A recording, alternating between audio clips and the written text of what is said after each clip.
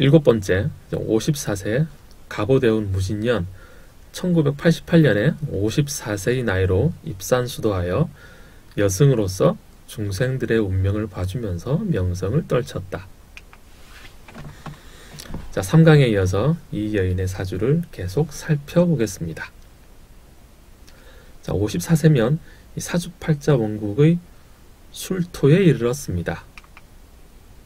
연월일 해자축의 어둡고 추운 겨울을 지나다 처음으로 술토 화로를 품었습니다. 열기 속성을 가진 정화가 처음으로 화롯불에 손을 녹입니다. 아, 내 인생 20년의 인생은 참으로 춥고 어두웠구나 하면서 스스로를 위로합니다. 자, 그리고 이 술토 속에 숨은 시종자 신금에서 나는 누구인가? 나의 존재 가치는 무엇이고 존재 의미는 무엇인가? 연지 해수와 술해로 조합하여 이 전생의 업보로 연결되면서 술의 천문의 에너지를 종교에 활용하기 시작합니다. 이 또한 정신임 조합이 가진 의미입니다. 바로 본성을 찾아가는 길, 윤회 과정의 시공간입니다. 이 사주 원국의 구조에 가보대운이 연결되면서 이 연지 해수에 숨어있던 이 간복 에너지가 드러나기에 이 여인은 인생의 근본적인 변화를 주려고 합니다. 자, 그 변화는 이 갑정조합으로 정화가 제일 좋아하는 갑에너지를 활용하는 겁니다. 바로 공부입니다. 자, 무진년 을개무 조합을 이루니 진짜로 산을 향하여 갑니다. 하지만 봄바람과 같은 열정이 아니라 안정적인 삶의 터전, 무토를 찾아 떠납니다. 그리고 갑을 활용하고 수레를 활용하는 종교인의 삶을 살았던 겁니다. 어떻습니까? 지금까지 이 여인의 삶을 설명하는데 격국, 왕쇠, 용신, 이 조와 같은 개념을 활용하지 않고 오로지 사주팔자 구조와 시공간의 흐름만으로 읽어냈습니다. 앞으로도 계속 이런 방식으로만 설명합니다. 이 사주팔자 구조가 운명을 결정한다는 것을 설명하고자 이런 방식으로 살핀 겁니다. 우리가 사주 공부를 할 때 십신, 신살, 십이운성, 천간, 지지, 그리고 간지를 따로따로 공부합니다만 이런 공부 방법은 마치 부패식이고 따로국밥과 같습니다. 우리가 그렇게 오랜 세월을 공부하고도 왜 사주팔자를 읽어내지 못할까요? 왜 20년을 공부하고도 통변이 어려울까요? 그 이유는 이렇습니다. 우리가 뷔페에 가서 다양한 음식들을 접시에 가져와서 마음껏 먹습니다. 이런 상황은 음식이 다양하니까 그냥 맛나게 먹습니다. 자, 동일한 상황을 이 사주팔자 구조로 이해한다고 생각해 보겠습니다. 그 다양한 음식들을 어떻게 섞는지 모릅니다. 즉, 십신의 뜻을 10년 연구하여 이 십신의 달인이 되었다고 칩시다. 하지만 십신이 이 사주팔자 구조를 설명해 주는 것은 아닙니다. 즉, 단편적인 이론에 숙련되었을지는 몰라도 그것을 종합하는 방법을 모르는 겁니다.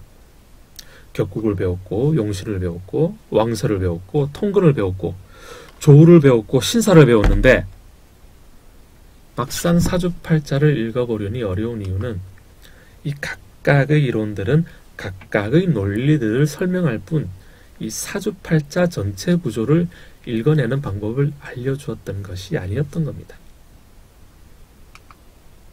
공감하십니까? 이 막상 섞으려고 하니까 잡탕밥이 됩니다. 왜냐하면 이 각각의 논리들은 섞일 수 없는 이론 체계를 가지고 있습니다.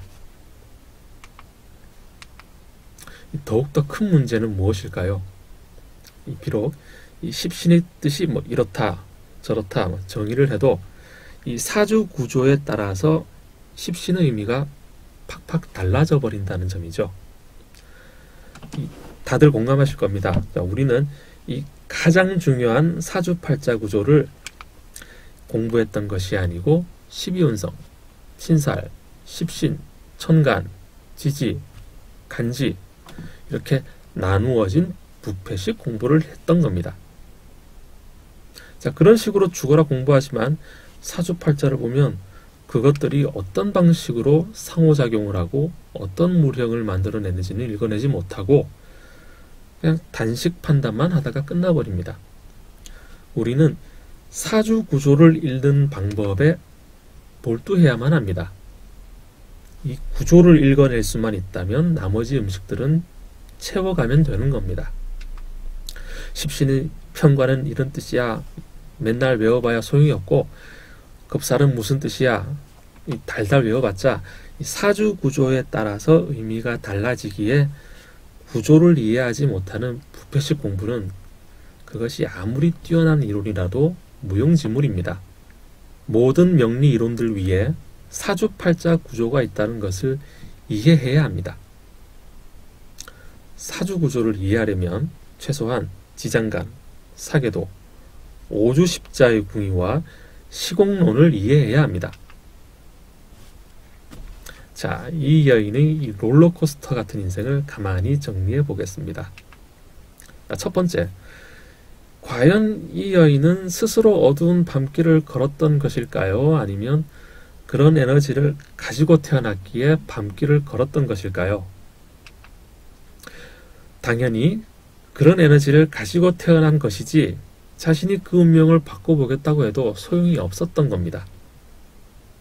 자, 두 번째, 그렇다면 이 일가는 내 사주팔자의 주인공인가요?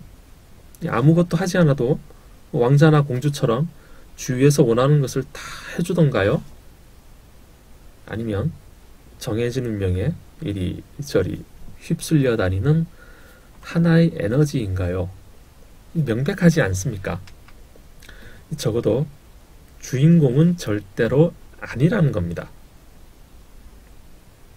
만약에 일간이 사주팔자에서 단지 하나의 구성 요소에 불과하고 격국, 성패에 하나의 에너지로 개입을 하고 기세에도 영향을 받고 조우에도 영향을 받는다면 이 팔자를 다스리는 지배자가 아니라는 것이 명백해집니다.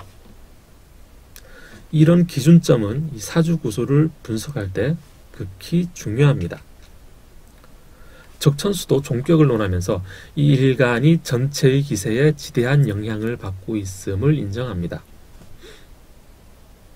물론 일간이 어떤 존재인가의 관점에서 살핀 것은 아니지만 종격은 이 일간이 전체 사주구조의 기세를 감당할 수 없다고 인정한 겁니다. 이 조우론도 조우가 어떤 상황이어야 일간에게 적절한 조우 상황인가를 논합니다. 즉 일간 마음대로 안 된다는 것을 인정합니다. 분명하게 일간이 나머지 글자들을 이끌어가는 왕처럼 보이지만 실생은 나머지 글자들에 대해서 이 지대한 영향을 받는 갈대와 같은 존재가 명확함에도 이 일간이 사주구조에서 무슨 역할인가, 어떤 쓰임인가를 설명하지 못했던 겁니다. 그 이치를 설명하고자 앞서 두 사주 예문에서 일간의 작용력을 설명한 겁니다. 일간이 사주팔자를 마음대로 이끌어가는가, 아니면 이 주어진 환경에 적응해서 살아가는가에 따라서 일간의 존재 가치가 결정되며 이 사주팔자를 분석할 때 일간을 어떤 대상으로 살펴야 하는가는 사주팔자를 분석할 때 엄청나게 중요합니다. 과연 내 마음대로 세상을 고치며 살고 있는가, 아니면 내가 세상에 적응하면서 사는가, 이 하늘만큼 땅만큼 천동설과 지동설만큼 큰 차이입니다. 자, 마지막으로 일간의 정의에 대해서 정리해보면 이 일간은 단지 사주구조의 한 구성원에 불과합니다. 비록 사주팔자의 당사자일지라도 일간을 위주로 살핀다는 의미이지 이 일간이 주인공은 아니라는 겁니다. 이 상담업을 오래 하신 분께서 말씀하시길 시공명리학을 배우고 사주 전체 구조를 살피려고 노력하며 이 일간은 단지 하나의 글자로 간주하여 있지만 오랜 세월 일간을 주인공으로 분석하는 버릇이 남아있어서 일간 위주로 통변을 하면 손님들이 갸웃하더라는 겁니다. 일간의 존재와 용도, 쓰임에 대해서 정확한 개념을 잡기 바랍니다.